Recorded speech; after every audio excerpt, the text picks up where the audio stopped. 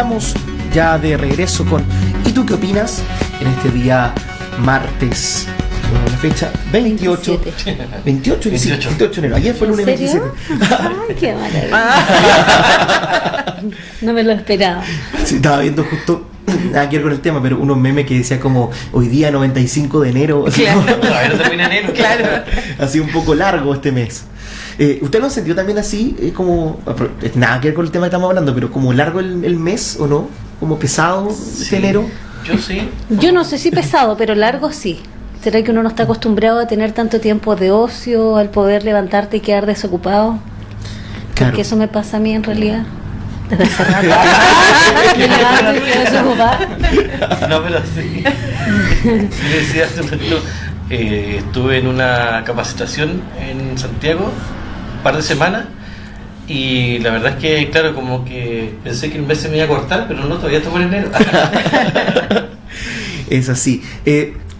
Adelantábamos antes de la pausa que en este bloque queremos también aprovechar ya que tenemos a profesores aquí que hacen música, cómo la música se instala o se ocupa en el aula, más allá de la asignatura de psiquismo que hace Fernando, por ejemplo, cómo la música nos ayuda como una herramienta pedagógica, como los chiquillos la reciben. ¿Cuál es su experiencia, profes, en este respecto? Lalita, tú tienes un primero básico, ¿cierto? Sí, bueno, en mi caso yo lo utilizo muchísimo porque yo tengo niños más pequeños. ¿Tú eres profesora de básica? Yo soy profesora de básica. Uh-huh. Y el año pasado tuve un primero básico. Entonces habían momentos en los que obviamente cuesta que los niños bajen las revoluciones, sobre todo por ejemplo cuando entran del recreo, que vienen un poquito más hiperactivos, qué sé yo. Y en mi caso en esos momentos yo utilizaba mucho lo que era el tema de la música asociada como a la respiración y al yoga. Uh-huh. Como qué sé yo, de repente las canciones de como para respirar, para ir bajando revoluciones, qué sé yo, para tranquilizar a los niños.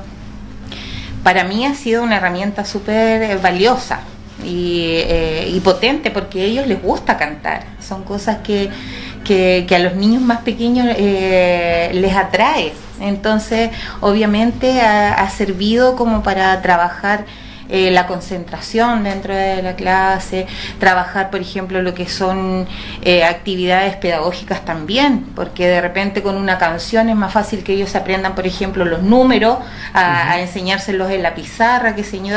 Entonces son herramientas complementarias al trabajo que uno hace en el aula, el trabajo más concreto, digamos, de la guía o del cuaderno, qué sé yo.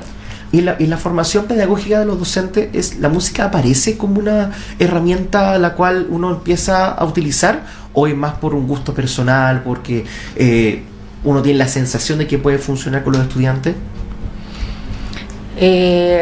No sé si se le da tanto énfasis al tema artístico en la formación docente propiamente tal. Yo creo que eso va más por el gusto personal, por el buscar otro tipo de estrategias pedagógicas como para trabajar con los niños, más que en la formación misma del docente. Uh-huh. Si bien existen ramos, pero como dice Elda, no es suficiente. No. O sea, por ejemplo, el profesional que está en formación, si no tiene herramientas de esta índole, lo más probable es que no las utilice nunca.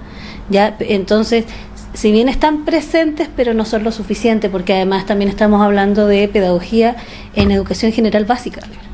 Claro. Que al ser generalista, la verdad es que los 5 años se hacen, no sé si pocos, pero hay ramos de repente que uno podría discutir, ¿cierto?, si son o no tan necesarios, y otros como estos que son súper importantes, de repente habría que darle un poquito más de importancia. Y en tu caso particular, Karina, en tu práctica pedagógica con los estudiantes. Mira, en la actualidad yo, llevo hartos años ya haciendo matemáticas en segundo ciclo. Y si bien de repente lo utilizo con los quintos básicos, que ellos todavía son chiquititos y les gustan los juegos, lo utilizo más que nada como como una motivación, ya cuando ellos han trabajado muy bien, etcétera. Sí lo utilicé mucho cuando yo trabajé en primer ciclo. En algún minuto, bueno, durante 4 oportunidades yo tuve primeros básicos y la utilizaba sobre todo para enseñar el tema de las letras. Hay un método que se llama método luz, ¿ya? Y si bien yo no lo hacía al pie de la letra, pero era algo muy parecido a lo que yo hacía, pero las canciones obviamente que yo conozco porque estaban dentro como de mi repertorio infantil. Pero sí, sobre todo cuando estaba con los niños pequeños, yo utilizaba mucho el tema de la música. Y también siempre he estado vinculado a ellos, o sea, en los colegios haciendo acles de área artística, de folclore, etcétera. Nunca me he desligado de eso ni he estado separada de eso. Pero en el aula misma, como te digo, en segundo ciclo, ya en un octavo básico es muy difícil. Yo no, si yo me paro adelante y le canto a los chicos, va a decir esta vieja está loca, ya, porque va a ser así, pero en realidad con los más pequeñitos sí.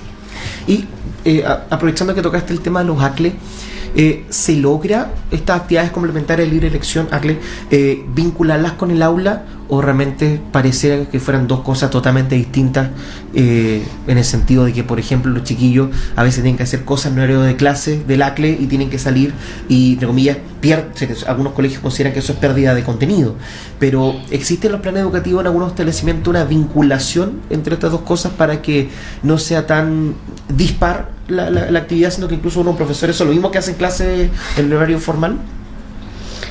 Bueno, la verdad es que yo lo veo como algo totalmente aparte. A pesar de que hay algunos ACLES que sí les son más útiles al colegio, por llamarlo así, porque de repente te sirven para un número artístico, en un acto, etcétera, pero en la práctica, para mí, yo lo veo totalmente segregado. Perfecto. Fernando, tú que eres profesor de música, o sea, la música no puede estar ajena de tu clase porque es justamente el centro. Claro. ¿Cómo ha sido tu experiencia en especial? Bueno, conocemos varios, el coro que diriges del Liceo de Luis Alberto Barrera, pero más allá de eso, ¿cómo ha sido tu experiencia en el aula con la música? Mira, yo he tenido, gracias a Dios, la oportunidad de trabajar desde prebásica hasta la universidad. También tengo unas horas en la Universidad de Magallanes en pedagogía de música. Entonces se piensa mucho en la música como el área didáctica, ya, de entretenimiento. Entonces es difícil trasladar algunos contenidos de pronto a ramos como matemáticas. Yo sé que de pronto quizás puede ser un poco más complejo, pero falta también ahí, es como difícil porque a veces tú escuchas que dice el profe de química, no, si la química es todo, o el profe de biología, todo es biología. Música también pasa. Falta articular. Claro, entonces falta articular, como tú dices. Pero para articular también se tienen que generar los espacios. Sí. Porque claro, no existe no solamente es suficiente la voluntad que puede existir entre el colega o el otro colega, ¿cierto? En sentarnos a conversar o en una reunión o en una conversación de pasillo, poder planificar algo. También se tienen que generar los espacios formales para que los profesores puedan articular y trabajar de manera interdisciplinaria. ¿Cómo ha ido dando de a poco el horario con la articulación en integración, por ejemplo? De a poco, lentamente se ha logrado. Yo creo que de alguna manera fue el espíritu de la jornada escolar completa, ya que lamentablemente fue un fracaso, ya en ese aspecto, porque claro, si como dice Karina, si uno articulara perfectamente contenidos de primero medio, de física, de matemáticas, podrían tratarse con música, ya, o lenguaje, que es espectacular la música para el lenguaje, y así también con otras asignaturas, pero lamentablemente estamos también los profesores tan llenos de trabajo administrativo que es muy muy difícil llegar a ese punto. Hay experiencias que uno de repente ve en Finlandia, te fijas, que son líderes en educación, donde enseñan a cocinar, te fijas, y sobre esa misma cocina van planteando otros elementos físicos, biológicos, etcétera. Acá la verdad es que estamos muy lejos de eso. Claro, o sea, por ejemplo, para física, como mencionaba recién, la música, para la primera unidad que es el sonido, claro, para entender la longitud de onda, todo eso podría hacerse con música que a los chicos les guste, a través de implementos para que visualicen estas ondas, pero lamentablemente a veces eso se escapa del aula. Es el sistema en realidad, el sistema el que no permite un poco esta nueva modalidad. Ahora, sucede que ya a partir de este año, por lo menos los terceros medios, ¿cierto? Ya van a tener una gama, un abanico mucho más variado de electivos, o no sé cómo le llaman técnicamente, donde incluso los diferenciados, donde incluso viene la danza, por ejemplo. Claro, como una posibilidad. Como una posibilidad, claro. Eso se va a ir dando de manera paulatina, ¿cierto? Mientras transcurren los años, pero ya por lo menos es una buena señal. Y bueno, aquí ustedes dos, tanto Elda como Karina, trabajan en básica y Fernando trabajas en media. ¿Has tenido la posibilidad en uno de los colegios, yo creo que en el tuyo sí, de conversar ese proceso también artístico de los niños que quizá a veces son muy musicales en primera infancia? Cuando llegan a media, ¿eso se va perdiendo? ¿Cómo se puede canalizar? ¿Cómo puede ser acompañado ese proceso por los docentes? ¿Creen ustedes? Complejo mientras estemos supeditados por pruebas estandarizadas. La verdad es que es muy difícil. Sí que, o sea, lo que opino yo, sí. Opino yo, ¿te fijas? Se da harto en la educación en kinder, pre-kinder. Ahí la música y el arte en general pasa a ser un eje central. Sí. Es súper importante, pero lamentablemente se pierde en primero básico. Ahí quizás el Dita me puede acotar más lo que estoy diciendo. Y en media también. Además que los padres de pronto dicen, bueno, ¿a dónde voy a llevar a mi hijo? Donde tenga mejor CIMSE, donde tenga mejor PSU. Ese es el tema creo también. Que alguien, o sea, a no ser que haya una familia que respalde a un niño que sea músico y que diga, no, mira, voy a ir a tal lugar porque ahí hay una banda, ahí hay un coro. Es que se tiene la creencia también de que el niño, si no es con el cuaderno, la guía y la escritura, no aprende. Muchas veces los papás cuestionan el hecho de que un contenido, por ejemplo, tenga poca asignatura, pero probablemente uno en la sala de clases utiliza este tipo de herramientas para que el niño vaya aprendiendo de distintas formas, porque no todos los niños aprenden de la misma manera. Entonces de repente el sistema es como que te absorbe, como que los papás reclaman si el niño no, o sea, pero hoy día no aprendiste los números, pero ¿cómo? Y no trajiste nada en el cuaderno escrito, pero probablemente el niño cantó una canción y la canción sí le va a quedar, o tal vez hizo, qué sé yo, una danza con números, no sé. Creo que el sistema de repente como que absorbe un poco y uno como docente empieza como que uno, yo soy profesora nueva, estoy ejerciendo hace 2 años, un par de años, y uno trata como de implementar cosas nuevas en el aula, pero cuesta porque la gente está tan acostumbrada al sistema común y corriente, digamos, de siempre, que esto como que tiende a asustar un poco el hecho de utilizar el arte como parte del aprendizaje también. Karina, ¿quieres decir algo sobre eso? Quería decir algo con respecto a lo que se estaba hablando, en que claro, hay niños muy virtuosos, ¿ya? Como dicen los chicos, cuando los niños están en la primera etapa de la vida, la música es parte, es como el juego incluso, ¿cierto?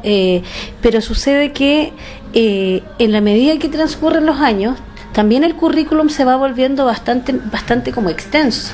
Un currículum que de repente cuesta muchísimo que los profesores en tiempo real podamos abordarlo, lo que se llama cobertura curricular, ¿cierto?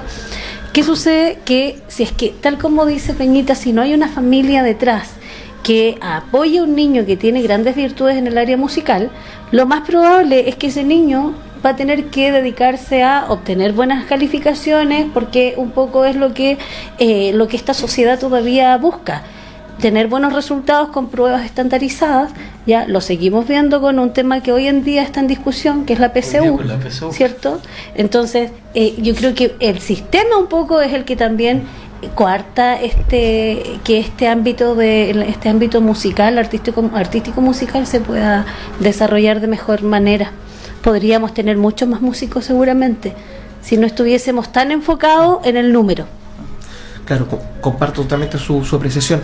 Y sobre eso mismo, aparte de la importancia de la familia en este acompañamiento, ¿cómo los docentes nos vamos dando cuenta de ese talento? ¿Cómo podemos apoyar a estos músicos incipientes que tienen buena paila o que tienen sensibilidad con las artes para que no se vean atrapados en este sistema de prueba estandarizada? ¿Cómo lo han visto ustedes en su experiencia docente? O en el caso mismo de ustedes, también son músicos y por algo están donde están, digamos. O sea, para mí es un poco más fácil porque tengo agrupaciones musicales en que pueden desarrollar esas habilidades. O sea, tengo el coro, está el coro liceo, pudimos viajar. Ahora, yo no estoy buscando ser músico, ¿te fijas? Pero claro, sí gente que sea sensible y que tenga la experiencia, porque no todos tampoco van a, o sea, uno no va a pretender como colega, profesor de música, que todos sean músicos, ¿ya? Si no te vas a una academia y ahí haces ese tipo de educación. Pero en mi caso está el hecho del ser el coro y el liceo también, que implementó una banda, por ejemplo. Son pequeñas luces, digamos, para la gente que promocionando el liceo. Liceo Bicentenario. Liceo Bicentenario con banda y orquesta. Pero eso es lo que yo hago, por lo menos. Karina. Yo, bueno, cuando obviamente veo que un niño es virtuoso, siempre el condicionamiento, el refuerzo positivo, ¿cierto? Sí. También, si está al alcance de mi mano, hablar con los profesores del área musical para que los consideren, etcétera, y también con los apoderados. De hecho, una vez recuerdo, en otro colegio, hablaba con la mamá y yo le dije, sabe que su hija de verdad que tiene mucho talento, canta muy lindo. ¿En serio? La mamá, en realidad, yo creo que no le había prestado atención. Pasaron los años, me encuentro a esta mamá y me dice, tía, ¿sabe qué? Bueno, mi hija después entró a tal academia, ahora canta. Entonces, de repente, esos son los granitos de arena con los que tú puedes aportar, pero más allá no, porque también depende, insisto, vuelvo a la familia. ¿Cuáles son las prioridades que tenga la familia y de repente si tienen o no los recursos? Claro, también es un tema. Hemos mencionado un poco ya esta brecha que existe por la situación específica de las pruebas estandarizadas. Nosotros justamente ahora estamos escuchando harta música fuera del estudio, porque hay títeres, porque hay chicos que a veces tocan instrumentos en la calle, porque hay teatro callejero, porque hay danza. Hace un par de semanas atrás unos campeones de cueca estaban bailando para juntar recursos. Entonces uno ve que en nuestra ciudad específicamente hay mucha acción cultural, y toda casi pura autogestión. ¿Qué falta para que sea mejor, para que sea más profesional Ahí yo quiero, bueno, puede que me meta un poco en la pata de los caballos, pero se supone que la comuna de Punta Arenas tiene un centro cultural. Sí. Ese centro cultural, a mi parecer, en enero y febrero debiese estar con cartelera completa. Y todos los que están haciendo teatro en la calle, danza en la calle, los campeones regionales buscando fondos para poder llegar a representar a Magallanes, todos debiesen tener cabida en ese lugar. El centro cultural debiese ser un espacio abierto, gratuito, ¿cierto? Y de más fácil acceso. Claro. Y de más fácil acceso. Ahí, por ejemplo, podríamos darle el uso que para el cual fue creado. Insisto, enero y febrero debiese estar lleno de actividad cultural. O sea, y quizá, si que no nace desde las agrupaciones, la unidad cultural debería buscar agrupaciones para que ocupen durante las vacaciones, tengan presentaciones, tengan horarios de ensayo, para que no sea un elefante blanco, que solamente porque, por lo que sabemos, y se ha hablado también aquí en otros momentos con los chicos de la canalla, etcétera, el tema del pago que tiene que hacerse por el uso de salas, por el uso de las salas de artes escénicas, por las salas de ensayo, que también varía los días. Hay un día que cuesta nada, que el lunes, pero un día que cuesta mucho, como el viernes o sábado. 2 o 3 UTM. Claro, entonces no está a la mano de cualquier agrupación poder usar esa cultura. O sea, uno sabe que eso tiene un costo de mantención, pero bueno, claro, yo creo que ahí también está la labor que realizan las personas que están liderando, ¿cierto? O los mismos concejales, que son los que ponen las cláusulas, entiendo yo, para poder utilizar o no este centro cultural y buscar la manera de poder financiar la mantención. Pero, insisto, el centro cultural es un tremendo espacio que debiese estar en este minuto lleno de actividades culturales. Quizá más que el teatro. Y ojo, y que no limite edades, que no limite las edades. ¿Por qué te lo digo? Porque el centro cultural, en teoría, no permite niños menores de 14 años. Yo no entiendo, ya, y esto obviamente es una crítica, cuando yo pedí las explicaciones del caso, fueron los concejales de turno, me imagino yo, quienes pusieron como, no sé, cláusula, no sé cómo llamarlo, nadie pensó en los niños. Qué pena, qué triste. ¿Te das cuenta? Toda esta conversación, que en realidad, donde llegamos a lo mismo, que es el darle espacio a estos niños que son virtuosos, que tienen ganas, que es preferible que estén ocupando su tiempo. Hay un doble discurso también de la política, porque yo, donde he ido, siempre dicen, no, si nosotros tenemos prioridad sobre la cultura, pero es una falacia, una mentira.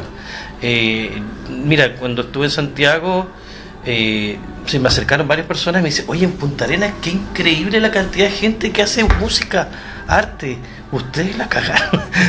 Ustedes, la verdad que es sorprendente. Y yo le digo, bueno, sí, uno, la verdad autogestión. Y claro, la autogestión impresionante. Y a alguien que hace autogestión, más encima te cobran.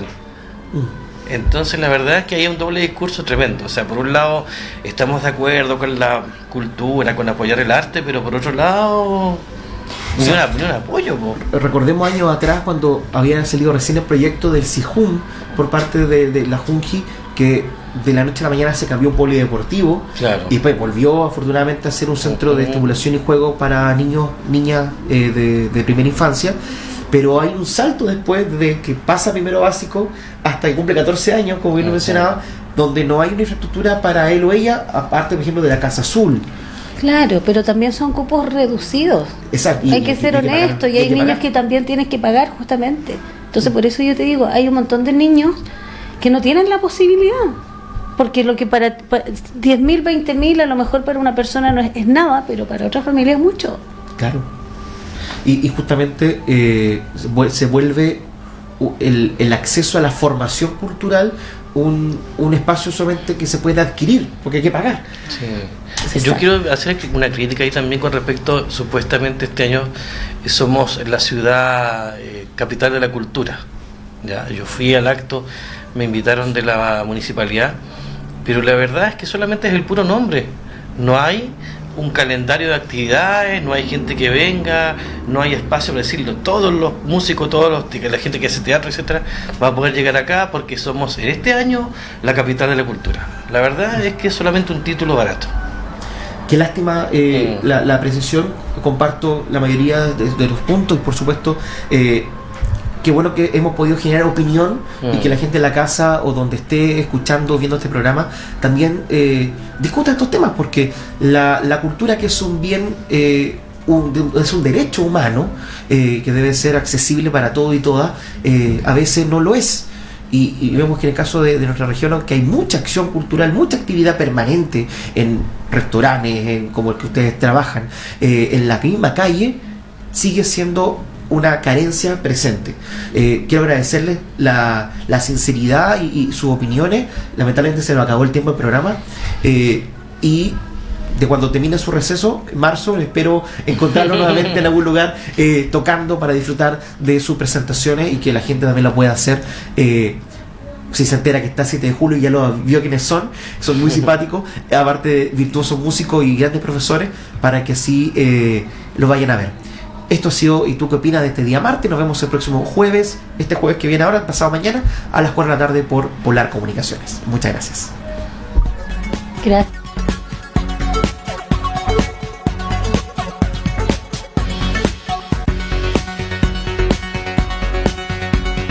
Polar Comunicaciones, radio, televisión e internet presentó ¿Y tú qué opinas? Un programa dirigido a la juventud magallánica en estas vacaciones.